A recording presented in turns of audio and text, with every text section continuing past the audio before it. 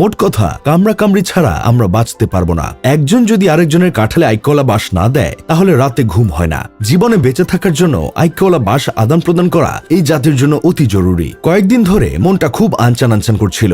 নির্বাচনকে ঘিরে রাজনৈতিক দলগুলোর মধ্যে কামড়াকামড়ি হবে না, এটা কোনোভাবেই মেনে নিতে পারছিলাম না। বারবার মনে হচ্ছিল সামনে নির্বাচন অথচ কোনো অঘটন ঘটছে না। এর কারণটা কি? সব দলগুলো শান্তিতে নির্বাচনী প্রচারণা করছিল, এটা কেন জানি হজম করতে পারছিলাম না। কারণ আমরা এমন এক দেশে বাস করি যেখানে ক্ষমতার জন্য মানুষ যতটা নিচে নামা দরকার তার চেয়েও বেশি নিচে নামে। এখন এই ঘটনাটা দেখার পর মনটা কিছুটা শান্ত হয়েছে। আমরা যে জাতি হিসেবে অসভ্য সেটা ভুলে গেলে তো চলবে না। চিন্তা করেন ভাই অবস্থাটা, সামনের সারিতে বসা নিয়ে কামড়াকামড়ি করে একটা লোককে ফেলেছে। মানুষের বিবেকে কতটা পচন ধরলে তুচ্ছ একটা ঘটনাকে কেন্দ্র করে এত জঘন্য একটা কাজ করতে পারে। অবশ্য যে দেশে বিয়ে বাড়িতে দই কম দিলে কামড়াকামড়ি হয়, রোস্ট কম দিলে জামাইকে গাছে বেঁধে রাখে, আর্জেন্টিনা ব্রাজিল নিয়ে কামড়াকামড়ি করে শতাধিক লোক আহত হয়, সেই দেশে সামনে চেয়ারে বসতে না পেরে কামড়াকামড়ি হওয়াটা স্বাভাবিক।